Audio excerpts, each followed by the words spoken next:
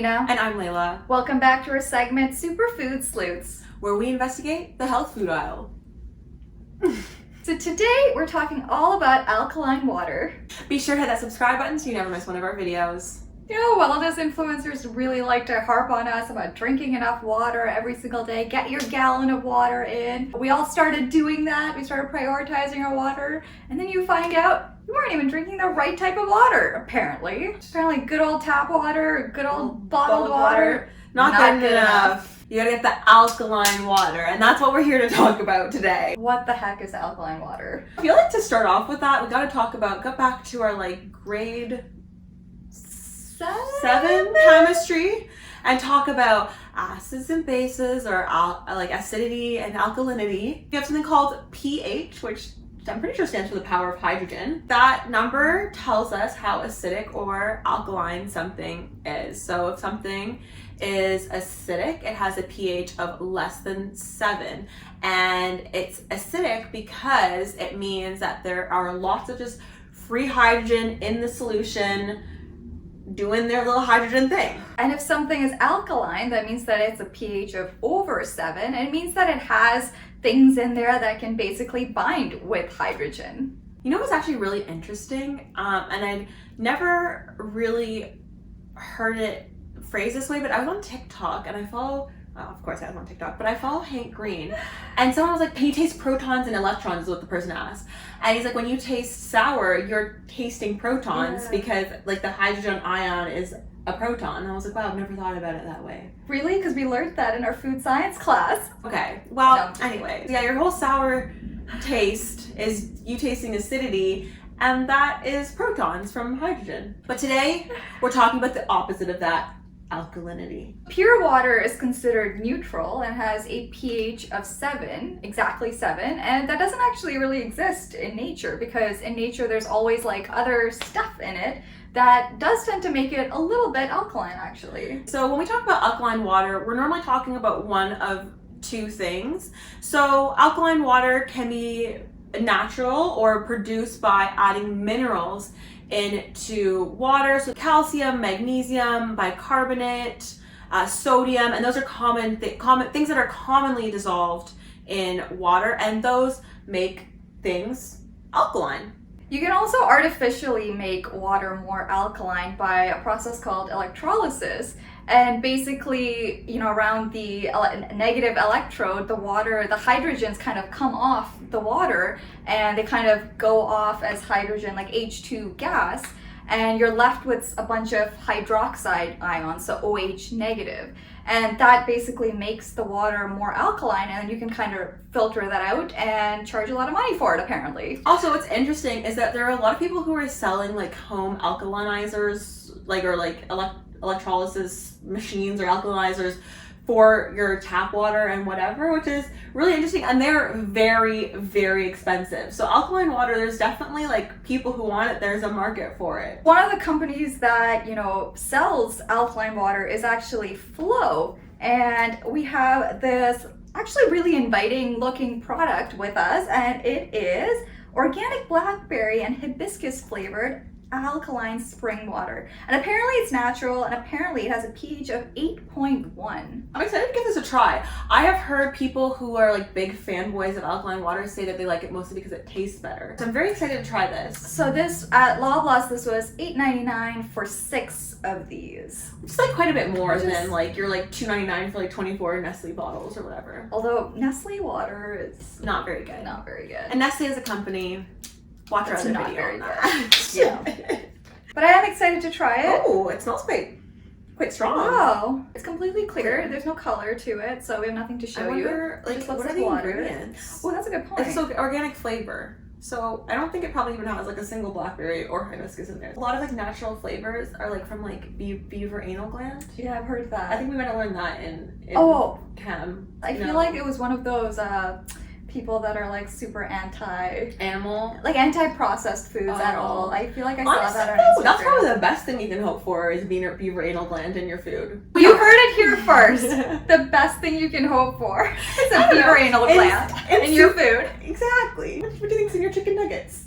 Probably chicken anal gland. Shall we cheers this?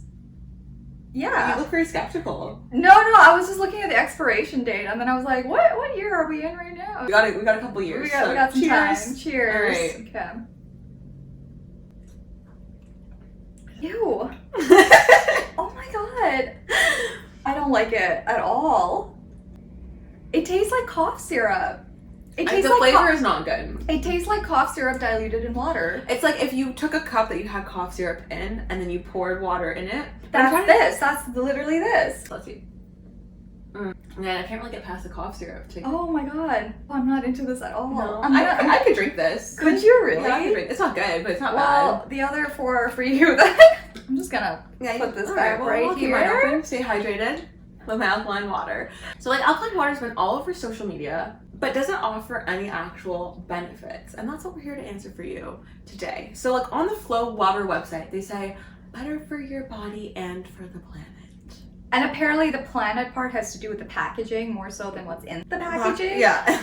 But yeah, one of the main like health claims about alkaline water is about the fact that, you know, apparently we're eating too much acidic foods and that we basically need the alkaline water to balance out the pH in our blood. And acidic foods being, you know, predominantly things like meats and fish and eggs. The theory there is that when you eat them, they produce acidity in your blood. But the thing is, your body has its things that it likes, and it doesn't really like to deviate from them. So you have all kinds of systems making sure that the pH of your blood stays the same all the time. Because literally, if they didn't do that, you would literally die. Not be alive. There's actually been research done, and they found that alkaline water or alkaline foods do not affect the pH of your blood. And one of the reasons for that is actually like our stomachs are extremely acidic, you know, partially to help with digestion. And so by the time anything like this that's alkaline gets to your stomach, before it even enters our body, it basically gets neutralized. It becomes very acidic, because I think the pH of your stomach is about pH 2, which is very, very acidic. Yeah. And then everything moves from your stomach into your intestines, and then you get some sodium hydroxide in there, and then everything becomes alkaline again. So your body already has the alkaline thing going on. They already thought of that. Evolution did a good job on us. Exactly. So they've got the alkaline thing covered. In fact, your blood is a little bit alkaline. It's about a pH of between 7 7.4. So one of the concerns about, you know, eating too much like acidic foods is that, you know, it'll make our blood more acidic, and that our bodies will try to compensate for that acidic blood by kind of stripping our body of minerals, such as those that are found in our bones, and that therefore it can increase risk for things like osteoporosis. And interestingly, there are actually studies on this like really random hypothesis. It turns out that's not true. That's not true at all. Some of the most heinous claims that I've seen, especially about people selling like the alkalinizers for the water, like the electrolysis machines, is that it prevents cancer and it helps treat cancer, which I hate reading those claims, because I think people are so scared of cancer, and especially if you have cancer, it's a very scary thing. There's not really a strong hypothesis there at all, other than, as you mentioned, the blood acidity, but your body has that covered. And so there's not really any research on it. But this is not one where it's like, oh, there's not really any research on it, therefore we don't really know. It's more of a, there's not really any research on this because like there's no physiological mechanism that would really support a thorough investigation into this. I read one meta-analysis and they found one study. So it was a meta-analysis of one study. So really it's not a meta-analysis. Yeah, it's them recapping this one study. Or I think it was it was a systematic review of one study. And that one study was like, yeah, no, this doesn't... That's so hilarious, actually. It's like the laziest research. I'm just kidding. Honestly, I'm pretty sure like from reading it, like the researchers were just so frustrated about hearing this. So they're like, listen, we're going to put this to bed once and for all. No one's done research on this. Stop saying this. This is silly. Alkaline water, there's not too much behind it. You might be wondering if there are any risks to taking it if you happen to enjoy it. Like you said, you know, some people enjoy the flavor. And really, there aren't too many risks to worry about. I mean, they do tend to be more expensive. So, I mean, whether it's worth prioritizing this in your budget, it's up to you. It's up to you. There are some concerns about it lowering the pH of your stomach. So the reason that the pH in your stomach is so high, it helps with the digestion of proteins, and it helps activate the enzymes in your stomach to digest proteins. And also, though, it plays a role as part of immunity, so to kill off any pathogens that might be entering your body. And so if you lower that pH, some of those pathogens may be able to survive a little bit better and enter your body. Interestingly, though, there have been a couple studies, nothing really conclusive, showing that people who have like a lot of heartburn and like reflux could benefit from alkaline water, because it works kind of the same way that TUM does, of like bringing down your stomach pH. It's the same premise, I guess. Yeah, exactly. Yeah. So I feel like that's like really one of the major, not major risks, because all of them are very minor, but like that's probably one of the only ones that exists.